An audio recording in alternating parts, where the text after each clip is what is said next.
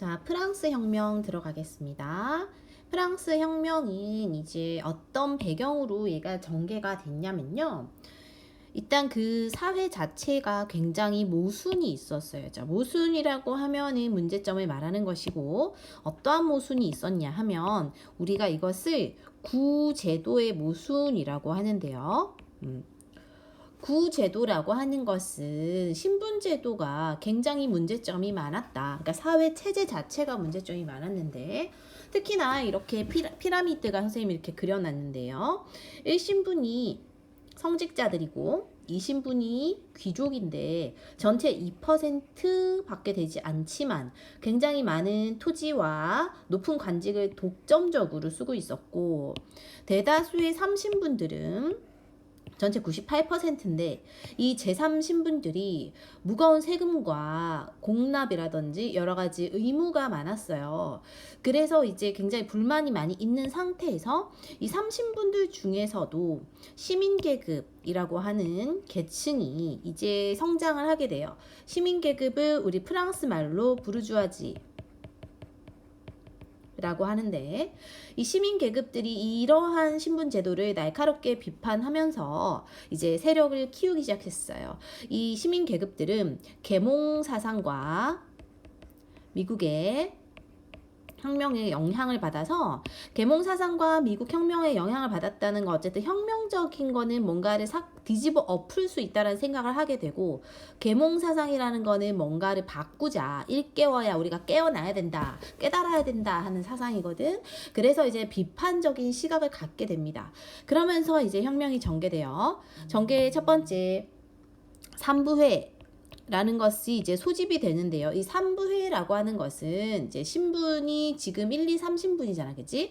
이 3신분이 모인 3신분회라고 해. 원래는 3신분회라고 하는데 그냥 우리가 줄여서 3부회라고도 해요. 어쨌든 신분들이 다 모여서 회의를 하는 것을 말을 하고, 이 신분, 그러니까 3부회가 모집된 이유는 그 당시 전쟁이 터졌는데 이 전쟁에 대해서 돈을 마련하기 위해서, 그러니까 세금을 거두기 위해서 모였는데요. 그 전쟁 비용을 마련하는 방식을 두고 평민 대표와 귀족들 간의 대립이 있었어요. 자, 평민 대표들을 저희 30분들이 말하지, 그치? 평민 대표들은 표결 방식이 신분별 표결이 아닌 머릿수대로, 이걸 우리가 정족수라고 하거든. 머릿수대로 표결을 하자라는 쪽이었고, 귀족들은 신분별로 하자, 이렇게 이제 표결 방식에 대해서 이제 서로 대립이 있으면서 이거에 대해서 불만을 가진 평민 대표들이 따로 뛰쳐나가서 독자적으로 국민의회라는 거를 결성하면서 이제 혁명이 시작돼요. 첫 번째 단계에서 제일 중요한 거 이거야, 국민의회. 그래서 뛰쳐나가서 이제 얘네가 테니스 코트에 모여서 초대 의장을 선출하고, 우리는 헌법을 만들고 이 사회를 바꿀 때까지 절대 해산하지 않겠다라는 취지의 서약을 약속을 하거든. 이걸 테니스 코트의 서약이라고 합니다. 그러면서 이제 루이 16세, 그 당시 왕이었던 루이 16세를 압박하기 시작해요. 그래서 이렇게 이러한 그 흐름이 보이자 루이 16세가 얘네들을 탄압한다고. 그러니까 이제 국민의회에 모여가지고 분노한 파리 시민들이 마스티유라고 하는 감옥을 습격해요. 마스티유라는 감옥은 그 당시 굉장히 의미를 지닌 감옥이었는데, 이게 어떤 감옥이었냐면 그 굉장히 이제 그 왕에게 저항했던 자들, 이런 그 왕한테 대들었던 자들, 이러한 왕의 절대 권력에 대해서 반항했던 사람 들이 모여있던 감옥인데, 이 감옥을 습격했다는 것 자체는 그럼 굉장히 의의가 있지. 그래서 이제 권력이 있는 자들한테 굉장히 충격적인 사건이었어. 어쨌든 이렇게 바스티유 감옥 습격하면서 이 국민의회 이 사람들이 혁명의 기본 개념을 밝힌, 기본 의지를 밝힌 인권선언문이라는 걸 발표해. 이거 중요해요. 인권선언서 중요합니다. 그러니까 원래 이름이 길어. 인간과 시민의 권리선언인데 줄여서 인권선언이라고 하고, 이게 여기에 이제 어떤 내용이 담겨 있었냐면 이제 봉건제도 없애자. 봉건제도라는 거는 낡은 제도를 말해요. 신분제도 같은 거. 그리고 자유와 평등, 국민들한테 모두 주권이 있다. 이러한 여러 가지를 이제 주장을 하는 그러한 이제 문서를 발표해. 그래서 이제 이러한 그 문서가 발표되고 이제 흐름이 이렇게 흘러가니까 국왕이 이제 외국으로 도망을 가거든. 외국으로 도망을 갔는데 그때 이제 잡혀요. 잡히면서 이제 백성들이 왕을 더 싫어하게 됩니다. 그 이후에 이제 국민의회가 이거 이후에 이제 헌법을 만들어요. 헌법을 만드는데 이 헌법의 내용은 여기 중간에 들어가는 거예요. 이 헌법의 내용으로는 이제 뭐 여러 가지 봉건제도 없애자라는 것도 있었고, 그거 말고도 또 뭐 그 제한 선거라고 해야 되나? 그래서 제한 선거가 뭐냐면 누구나 다 선거를 하는 건 아니지만 어쨌든 재산이 있으면 재산에 따라서 재산이 있는 정도에 따라서 제한 선거를 하자. 이러한 이제 법을 만들고, 그리고 왕은 있지만 법을 따르게 하자라는 입헌군주제 같은 거 내용을 담은 법을 만들었어요. 그 법을 만들고 나서 이들이 이제 입법의회라는 거를 만들어요. 입법의회. 이것도 중요합니다. 이 흐름이 지금 중요해요. 그래서 입법의회가 구성이 되었는데 입법의회가 이제 그 주위의 국가가 그 입법의회를 좀 약간 간섭을 하거든요. 프랑스라든지 이런 오스트리아라든지 이런 나라들이. 그래서 이제 이 프랑스하고 오스트리아가 전쟁이 일어나요. 이게 푸오 전쟁이라고 하고, 이 전쟁의 흐름에서 계속 전쟁에서 져요. 프랑스가 계속 지거든. 그러면서 이제 백성들 불만이 쌓여가, 물가도 오르고 살기 힘드니까. 그래서 이제 사람들이 과격해지면서 저 입법의회 대신에 새롭게 좀 더 과격한 국민공회라는 걸 이제 구성하게 돼요. 국민공회라는 거는 여기 이제 공을 기억해야 되거든. 공은 공화정을 주장했던 애들인데, 공화정이라는 거는 뭐냐면요, 왕이 없는 정치를 말해. 그래서 이제 이 흐름이 약간 좀 급진적으로 흘러가지, 왕을 없애버리니까. 그래서 이제 급진파가 주도했다라고 우리가 얘기를 하고, 그러면서 이제 이들도 헌법을 만들어요. 이들도 여기다 쓰자. 얘들도 헌법을 만드는데, 얘네가 주장했던 헌법은 저기 지금 여기 나와 있는 공화정이랑, 공화정은 왕이 없는 정치라 그랬지? 그리고 나서 이제 그 보통 선거 제도라고 해서, 우리 아까 위쪽에는 제한 선거였지. 그러니까 제한 선거는 재산에 따라서 참여할 수 있는 놈 없는 놈 이렇게 제한을 두는 거였는데요. 보통 선거는 누구나 다 나이만 넘으면 누구나 다 선거하자, 이런 얘기였어요. 그래서 좀 더 저런 급진적이라고 할 수 있지. 그래서 이러한 여러 가지 내용의 헌법을 만들었어요. 이거 말고도 뭐 여러 가지 있어요. 의무교육이라든지. 근데 어쨌든 이러한 국민공회에서 리더였던 로베스피에르 라는 사람이 이제 집권을 하게 되는데, 이 사람이 이제 좀 너무 공포 정치를 했단 말이지. 그래서 뭐 좀 사람들 바로 마구 죽인다든지, 그래서 이제 불만이 커지면서 쿠데타가 일어나서 로베스피에르는 처형을 당하고, 그 이후에 이제 총재정부 라는 게 세워져요. 총재정부는 이제 로베스피에르를 없앴던 의원들, 그러니까 온건파 의원들인데, 이 온건파 의원들 중에서 5명 이 나라를 이끌어갔던 건데, 잘 뭐 정치 경제적으로 다 대처를 잘 하지 못해. 그래서 이제 그 흐름에서 이제 나폴레옹이란 드디어 나폴레옹이라는 프랑스의 영웅이 등장하죠. 그래서 쿠데타를 일으켜서 자기가 통령이 돼서 통령정부라는 걸 세워요. 통령은 우리 대통령처럼 뭔가 대표라는 느낌이 들잖아, 그치? 그렇게 생각하면 되고, 그러면서 이제 이 통령에 취임했던 나폴레옹은 여러 가지 자기의 어떤 정치적인 걸 앞세워서 해요. 예를 들어서 은행도 만들어요. 은행이 이제 국립은행 이런 것도 설립하고, 그리고 국민교육제도 이런 걸로 전 국민의 이제 교육을 하자라든지 뭐 이런 걸 바탕으로 이제 또 자기 이름을 딴 나폴레옹 법전 이런 것도 이제 만들고, 이러한 여러 가지 개혁을 바탕으로 인기가 높아져. 그러면서 황제까지 올라가요. 황제에 올라가면서 이제 이거는 좀 중요합니다. 얘네가 이 나폴레옹이 했던 정책 중에 하나가 대륙봉쇄령 이런 게 있어요. 대륙봉쇄령. 이건 이제 말 그대로 대륙을 봉쇄하는 명령이다라는 건데, 이게 이제 뭐냐면 대륙은 이제 자기 프랑스가 얘들아 그 대륙에 있고요. 영국이 섬 국가거든. 근데 이제 그 대륙 봉쇄령은 영국과 교역하지 못하게 하는 교역 금지령을 내린 거야. 왜냐면 그때 당시에 영국이 이제 굉장히 좀 커지고 있었기 때문에 약간 견제하는 의도가 있었고, 그래서 이제 유럽 대륙에 있는 나라 중 어느 나라도 영국과는 교역할 수 없다라는 명령을 내렸는데, 이걸 어긴 나라가 있었어. 그게 러시아거든. 그래서 러시아를 쳐들어가요. 러시아 원정을 가는데 이걸 실패한다고 여러 가지 뭐 추위를 극복하지 못했다는 얘기도 있고, 뭐 술 때문에 보드카 뭐 이런 것 때문에 망했다는 것도 있지만, 어쨌든 이걸 패배하면서 이제 나폴레옹도 몰락의 길을 걷게 돼. 여튼 이런 게 이제 프랑스 혁명인데, 프랑스 혁명에서 마지막에 이제 나폴레옹으로 마무리가 되어지는데, 이 나폴레옹이 등장했다는 것이 세계사적으로 어떠한 의의가 있는가 하면, 자유주의와 민족주의 이념을 유럽에 퍼뜨렸다라고 얘기를 해요. 자유주의와 민족주의 이념을 유럽에 퍼뜨렸다라고 하는데, 그 왜 그러냐면 이제 어쨌든 프랑스의 나폴레옹이 유럽의 전역을 지배했기 때문에 자유롭고 싶어지잖아. 그치? 그래서 자유주의가 생겨나게 되고, 그러면서 이제 나폴레옹과 싸우게 되면서 우리 민족이 최고야, 우리 민족끼리 살자, 이러한 생각이 퍼지게 되는 거거든. 그러면서 이제 민족주의로는 이제 좀 이따 배울 텐데, 그 민족끼리 통일하게 되는 통일운동에 영향을 끼치게 되고요. 그 다음에 자유주의로는 이제 사람들이 자유롭게 되면서 선거권이라든지 이런 걸 확보하게 되는 이런 흐름으로 가게 돼요. 그래서 이제 이 흐름이 요 옆에 있는 요로 가게 되는 거야, 얘들아. 요로 가게 될게요. 그래서 이제 자유주의와 민족주의가 누구 덕분에? 나폴레옹 덕분에 어쨌든 이게 이제 확산되게 되는 거예요.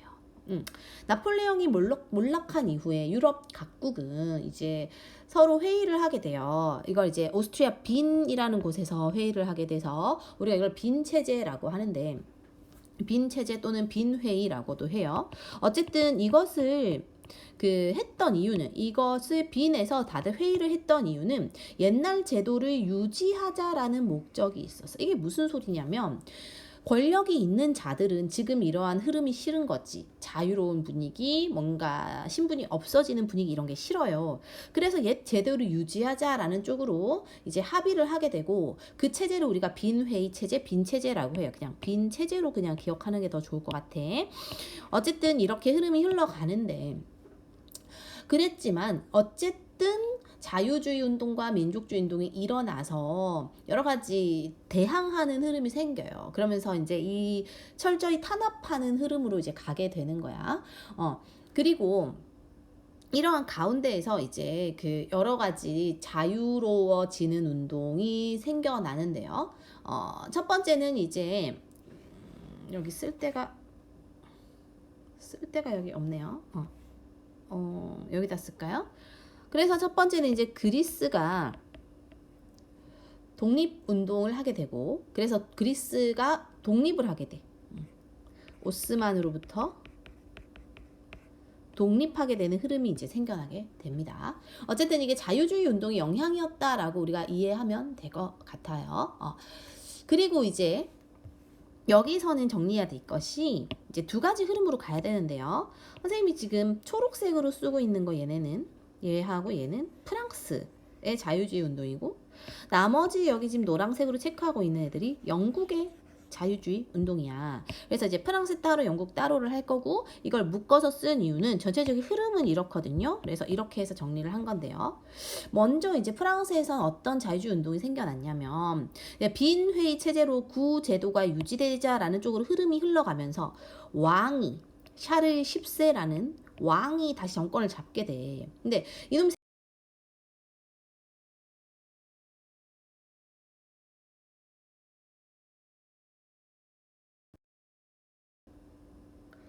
전제 정치가 뭔지 기억이 나죠? 전제 정치를 하게 되는데, 지 마음대로 하는 거. 그러면서 이걸 반항하는 세력들이 생겨나면서 왕을 쫓아내고 이제 그 새로운 왕 루이 필리프라고 하는 새로운 왕이 생겨나면서 그 왕이 있지만 그 왕도 헌법에 따라야 되는 입헌군주정이 실시되는 혁명이 터져. 그게 7월 혁명이에요. 다시 프랑스에서 나타난 혁명으로 왕이 샤를 10세가 전제 정치를 하자 얘를 쫓아내고 새로운 왕을 세우면서 입헌군주정을 수립한 혁명이라고 보면 돼. 어쨌든 이렇게 해서 7월 혁명이 터지게 되고 이 무렵에 이제 프랑스에서는 노동자의 수가 굉장히 늘어나서 노동자들 위주로 이제 그 자유롭고 싶어지는 사람들이 생겨나. 그래서 중소시민과 노동자들 위주로 자기들도 선거권을 얻고 싶다라는 걸 요구하면서 이게 선거권에 대한 요구야. 선거권을 얻고 싶다, 확보하고 싶다라는 요구로 혁명을 일으켰던 게 바로 2월 혁명이고 그 결과 왕을 쫓아내고 공화정이 세워져요. 공화정이 세워져요. 그렇게 되면서 2월 혁명의 영향으로 좀 더 자유주의 운동이 확대되면서 이제 그 이 빈 회의를 주도했던 사람이 있어요, 얘들아. 이 빈 회의가 메테르니히라는 오스트리아의 재상, 그러니까 높은 신하 이름이야. 메테르니히가 주도했는데 얘를 쫓아내면서 2월 혁명의 결과로 쟤를 쫓아내면서 빈 체제가 무너지게 되고 그러면서 이제 독일과 이탈리아도 통일국가 수립 운동이 추진되게 돼요. 이게 흐름이 그렇다는 거예요. 그 다음에 영국에서의 자유주의 운동은 주로 선거권 확보 운동이에요. 그래서 이제 두 가지가 있는데 먼저 1차 선거법 개정 미 1832년에 일어나요. 1차 선거법 개정은 이제 선거법을 바꾼다는 건데 이게 이제 도시에 살고 있는 상공업자들에게까지 선거권을 확보해 주는 거예요. 원래는 이제 상공업자들은 선거권이 없었다는 소리겠지? 근데 이게 상공업자라는 거는 결국은 어떤 애들이냐면 장사하는 사람들, 물건을 사고 파는 사람들인데 그럼 아직까지 노동자들에게는 선거권이 없었다고. 그래서 노동자들에게도 선거권을 주자라는 것이 그 운동이 차티스트 운동이고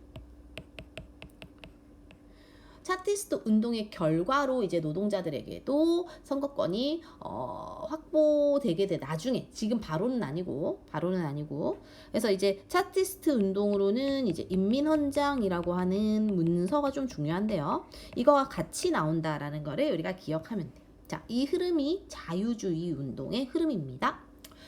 그 다음에 이제 그 러시아로 잠깐 갔다가 와야 되거든요. 러시아가 어딨냐면요. 러시아가 여기 있어요. 다른 페이지 프린트. 자, 러시아 같은 경우는 굉장히 낙후된 흐름을 가지게 돼요. 이제 다른 지금 영국이나 프랑스는 혁명 일으키고 막 이러고 있는데 러시아는 아직도 좀 배경 자체가 아직도 농노제라는 걸 하게 되는데 농노제가 뭐냐면 이제 농민적 성격과 노예적 성격을 동시에 가지고 있는 그런 애들이야. 그러니까 아직 조금 촌스럽다. 약간 이런 느낌. 그래서 이제 이러한 흐름에서 농노제라는 걸 그대로 유지하고 있고 그리고 아직도 차르라고 하는 이게 황제를 뜻하는 말인데 이런 것도 쓰고 있었다. 이런 용어를. 근데 이제 그 일부 젊은 청년들, 귀족 장교가 외국의 여러 가지 흐름을 봤더니 뭐 영국이나 프랑스나 미국은 다 혁명을 일으키고 있고 이러니까 얘네도 이제 반란을 일으켜요. 이거 우리가 이제 데카브리스트의 난이라고도 하는데 근데 이게 진압당하면서 실패를 한다고. 하지만 어쨌든 이러한 흐름이 있었다는 거지. 저항하는 흐름이 있었고요. 그러한 와중에 러시아에서는 전쟁이 터지는데요. 이게 이제 크림 전쟁이라고 해. 크림 전쟁이 러시아와 오스만 트루크가 싸웠던 건데 러시아는 북쪽에 있으니까 너무 추우니까 남쪽으로 내려오는 정책으로 이제 오스만 투르크와 러시아가 싸우게 되는데 러시아가 져요. 전쟁에서 지면서 굉장히 사람들이 살기 힘들어졌다고. 그러한 와중에 알렉산드르 2세라고 하는 이제 별표하자 굉장히 괜찮은 왕이 등장을 해. 이 사람이 이제 혁명을 일으키는데 특히 농노 해방령 농노를 풀어주자는 거지. 이러한 명령을 내리는 등 여러 가지 개혁을 실시했지만 이건 효과는 없었어요. 그리고 브나로드 라고 하는 이제 농민들을 가르치자라는 운동인데 이러한 것도 힘을 썼지만 이것도 효과가 없었어. 그래서 이제 이 알렉산드르 2세가 결국 나중에 이제 암살당해서 죽거든요. 그러면서 이 흐름이 약간 이제 멈췄다. 그러니까 러시아는 이제 자유주의 운동으로 흘러가는 흐름이 멈추게 되면서 탄압이 이루어지게 되면서 그냥 좀 더 전제 정치가 강화되는 흐름으로 갔다. 이렇게 이해하면 됩니다. 다시 돌아올게요. 다시 이제 이탈리아로 갑니다. 자, 이탈리아는 이제 통일운동이 일어나는데요. 이탈리아 반도는 전부터 엄청 갈라져 있었어요, 얘들아. 이탈리아는 이렇게 구두처럼 생겼는데요. 이 이탈리아 굉장히 찢어져 있어요. 이렇게 여러 작은 나라로 이렇게 찢어져 있었거든. 이거를 이제 통일을 하게 되는데 이탈리아가 저 반도도 있지만 옆에 섬도 있어요. 사르데냐라는 섬이 있고요. 그 아래도 또 이제 팔레르모라고 하는 섬이 있고 이렇게 되는데 이렇게 오랫동안 여러 나라로 찢어져 있었던 이탈리아가 통일하게 되는 이제 흐름이 2월 혁명 이후에 나타나. 그러면서 중북부를 먼저 통일했던 사람이 등장하는데 그 사람이 바로 이름이 카보우르고요. 이 카보우르는 사르데냐의 재상이었어. 아까 사르데냐 쌤이 여기 섬이 있다고 했던 이 섬이에요, 섬. 그러면서 이제 중북부 지역을 통일하게 되고, 그다음에 남부 지역은 가리발디 라고 하는 이제 그 군인이에요.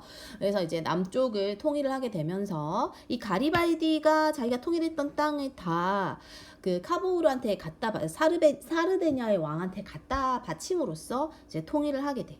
그래서 이제 순서는 이게 먼저고 이게 나중이고 이렇게 갖다 바친 게 세 번째고 마지막으로 이제 베네치아라든지 이런 작은 도시까지 통일하게 되면서 이탈리아가 통일하게 됩니다. 그다음 마지막 독일이에요. 독일도 여러 나라로 찢어져 있었는데 그 독일을 통일하게 됐던 것은 이제 프로이센이라고 하는 독일의 찢어진 나라 중에서 제일 힘센 나라가 프로이센이에요. 프로이센이 이제 독일의 통일을 이제 주도하게 되는데 이 독일 통일의 순서는 제일 처음에 관세 동맹부터 이루어져. 관세라고 하는 것은 이제 세금을 말하는데 우리가 나라별로 나라와 나라 사이에 무역을 할 때 그 물건에 대한 세금을 매기는 것이 관세거든. 그래서 이제 이 관세라고 하는 것을 없앴어요. 관세를 철폐하고 관세를 철폐했다는 것은 이제 자기들이 그 경제적으로는 통일을 이미 한 거지, 그치? 경제적으로는 통일을 하게 되고 그렇게 되면서 경제적 통합을 달성하고 이후에 이제 2월 혁명 아까 우리 나왔던 여기 프랑스 2월 혁명에 영향을 받아서 약간 자유주의 흐름으로 흘러가거든요, 얘네도. 그러다가 이제 프로이센에서 제일 힘셌던 프로이센에서 힘이 셌던 높은 신하 이름이 비스마르크예요. 이 비스마르크가 우리 독일은 오직 철과 혈은 피혈자고 철은 이제 무기할 때 철자거든. 철혈 정책으로만 통일을 이룰 수 있다라고 얘기하면서 우리가 군비를 확장하자. 군비라는 거는 이제 돈이지, 그지? 군인에게 드는 돈, 군대를 위한 돈, 이걸 확장하게 되면서 이제 전쟁을 주변의 나라하고 전쟁을 하면서 프로이센 오스트리아 전쟁, 프로이센 프랑스 전쟁 이런 것들을 프로이센이 승리를 하게 돼요. 승리하게 되면서 북독일 연방이 결성되고 마지막으로 프랑스까지 이제 승리하게 되면서 독일 제국이 생겨난다. 이런 흐름으로 통일을 하게 됩니다.